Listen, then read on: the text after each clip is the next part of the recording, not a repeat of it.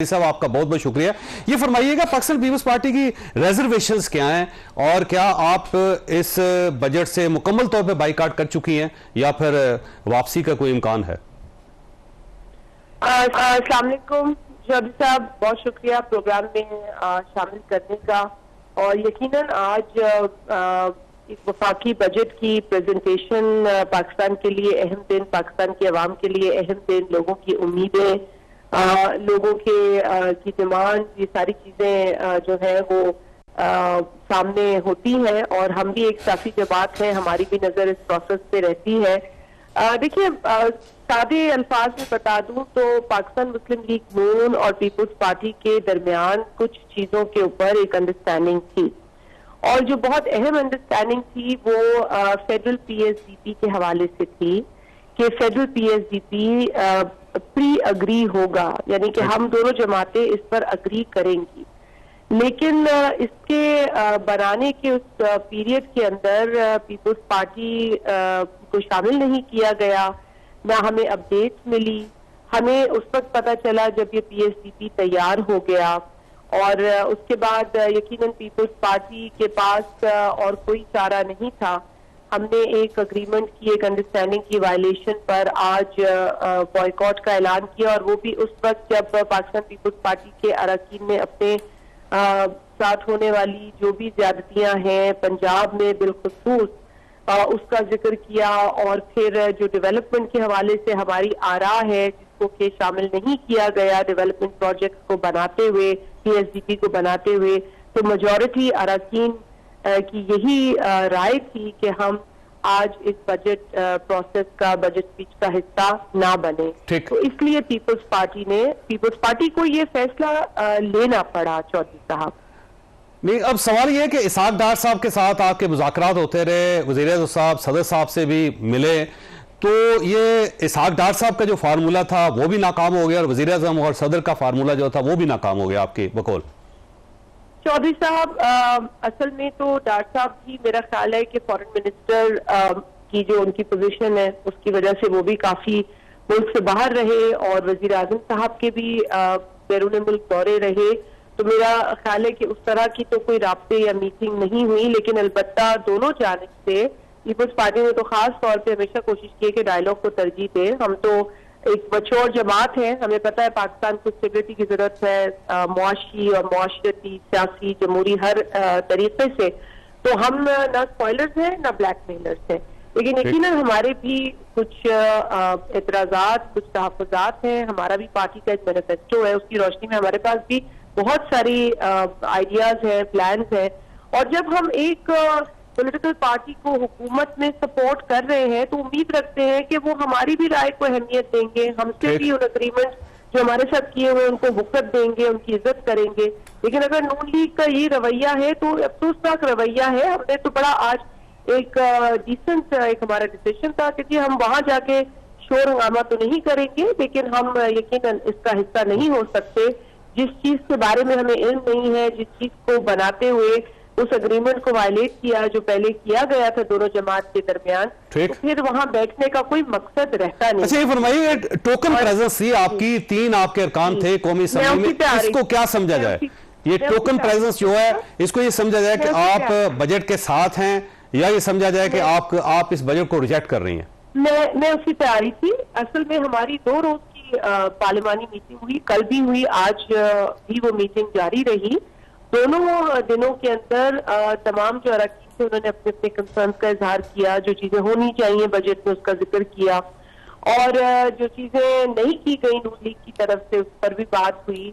और उसके बाद एक फैसला हो गया कि जी हम नहीं जाएंगे, ये मुनासिब नहीं हमारे लिए। इस वक्त जब ये ऐलान हुआ तो उसके बाद इसहाक डार साहब और मेरा ख्याल है तारिक फजल चौधरी साहब तशरीफ लाए चेयरमैन बिलावल भुट्टो जरदारी साहब के ऑफिस में और उन्होंने बिलावल साहब से रिक्वेस्ट की कि वो तशरीफ लाएं और हम उनकी कंसर्न्स को दूर करेंगे, उनकी रिजर्वेशंस को दूर करेंगे, अश्योर कराते हैं।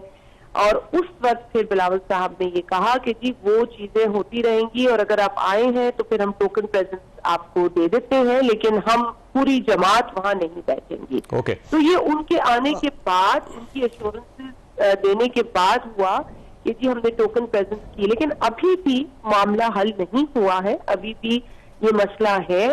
हमारी वो तमाम जो अंडरस्टैंडिंग है, जो हमारे पॉइंट्स है, पर के नून लीग ने हमें अश्योर किया था कि वो उसको एड्रेस करेंगे, उन्होंने नहीं किया। तो मेरा ख्याल है नून लीग को पीपल्स पार्टी के साथ जो एक कमिटमेंट है उसको ऑनर करना चाहिए। दूसरा, पीपल्स पार्टी ने हमेशा एक जेन्युइन सपोर्ट दी है नून लीग को, अनकंडीशनल सपोर्ट दी है, लेकिन ऐसे मामला हो जाते हैं चौधरी साहब जहां हमें बतौर सियासी जमात अपने लोगों के मसाइल, अपनी अब आखिरी सवाल आपसे, मसाइल देखने पड़ते हैं। आखिरी सवाल आपसे कि ये बजट आपको कबूल है या आप इसे रिजेक्ट करते हैं? जो बजट हमने सुना ही नहीं, उसको रिजेक्ट करना, एक्सेप्ट करने का सवाल पैदा ही नहीं होता। ठीक है, तो फिर तो मामला ही खराब हो गया। अगर बजट आप तक पहुंचा ही नहीं है और आपने उसको देखा ही नहीं है तो हम जाते तो बजट बुक्स उठाते रहे, तो जब वहां गए नहीं तो वो बजट की बुक का जो पलंदा था वो तो उठा नहीं पाए। हमें ये मौका ही नहीं दिया नून लीग ने कि हम आए। तो अच्छा, आपके मुतालबात क्या है कि गवर्नमेंट ये मुतालबात मानेगी तो आप बजट पास करवाएंगे, वरना नहीं करवाएंगे?